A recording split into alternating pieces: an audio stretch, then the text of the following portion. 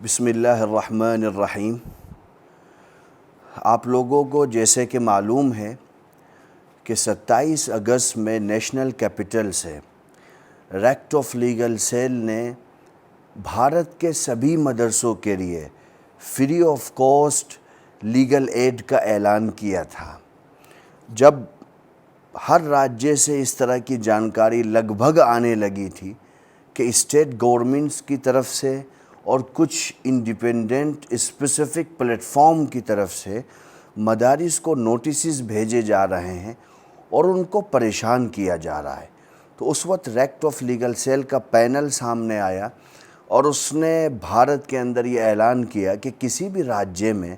اگر مدارس کو پریشان کیا جاتا ہے تو ریکٹ آف لیگل سیل ان کی مدد کے لیے ہر وقت تیار ہے، ہر اسٹیٹ میں تیار ہے، ہر ڈسٹرکٹ میں تیار ہے۔ اس اعلان کے بعد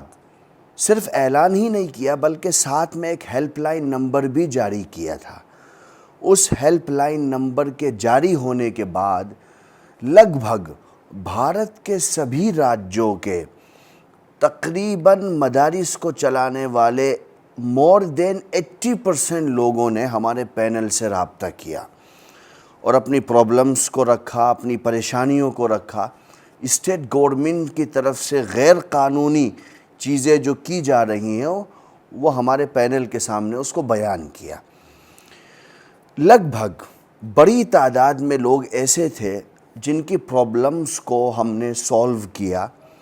ان کو ان مشکلات سے نکلنے کے لیے کون کون سے قانونی راستے اختیار کرنے چاہیے اور کیسے کرنا چاہیے اس کی ہم نے رہنمائی کی۔ لیکن کچھ اسٹیٹ گورنمنٹ کی طرف سے نرنتر مدارس کو نوٹسز بھیجے گئے، بی ایس او ادھیکاریوں نے مدرسوں کے دورے کیے، انہوں نے فورسفلی مدرسوں کو بند بھی کرایا کچھ اسٹیٹ کے اندر۔ اس کے بعد ہم نے پھر دوسری میٹنگ 6 تاریخ کو سپٹمبر میں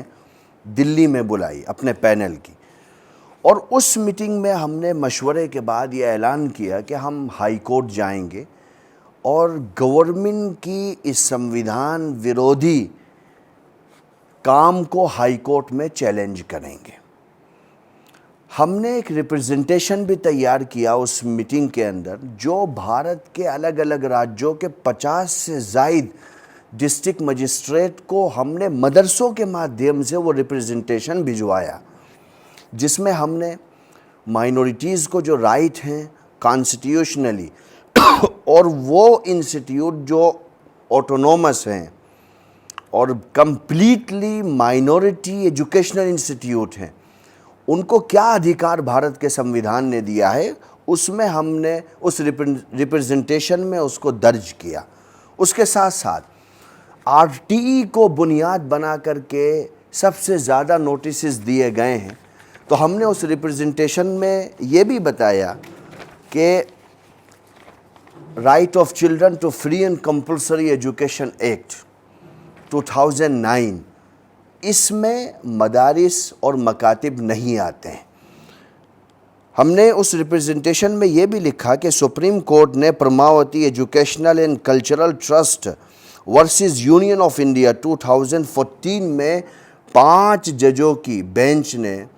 یہ ججمنٹ دیا تھا کہ آر ٹی ای میں مدارس اور مائنورٹی ایجوکیشنل انسٹیٹیوٹ شامل نہیں ہیں۔ اس کے بعد بھی آر ٹی ای کو بنیاد بنا کر بہت سے مدرسوں کو نوٹسز بھیجے گئے۔ چنانچہ ہم نے جتنا ہم لڑ سکتے تھے ایک قانونی دائرے میں رہتے ہوئے، ہم نے الگ الگ اسٹیٹ میں وہاں کی ڈسٹرکٹ ایڈمنسٹریشن سے اور اسٹیٹ گورنمنٹ سے قانونی راستے سے مقابلہ کیا ہے۔ اس کے بعد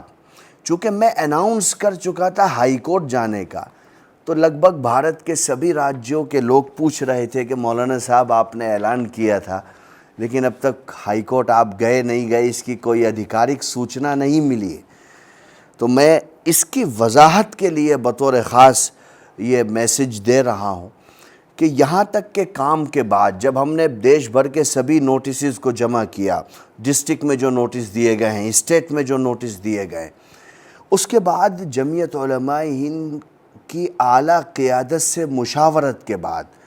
فائنل لائن یہ طے ہوئی کہ اس کو ریکٹ of legal cell high court میں نہیں لڑے گا،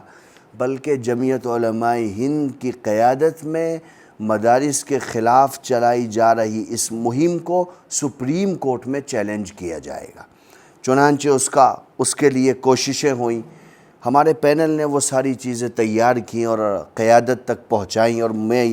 مجھے یہ کہتے ہوئے اچھا لگ رہا ہے کہ جمعیت علماء ہند سپریم کورٹ میں پٹیشن فائل کر چکی ہے۔ جمعیت علماء ہند کی قیادت میں مدارس اور مکاتب کے تحفظ اور بقا کی اس لڑائی کو لڑا جائے گا اور انشاءاللہ منطقی انجام تک بھی پہنچایا جائے گا۔ اس حوالے سے جو بھی اپڈیٹ ہوگی میں وقتاً فوقتاً مدارس اسلامیہ سے جڑے لوگوں کے سامنے اس کو رکھتا رہوں گا۔ اللہ ہمارا حامی و ناصر ہے۔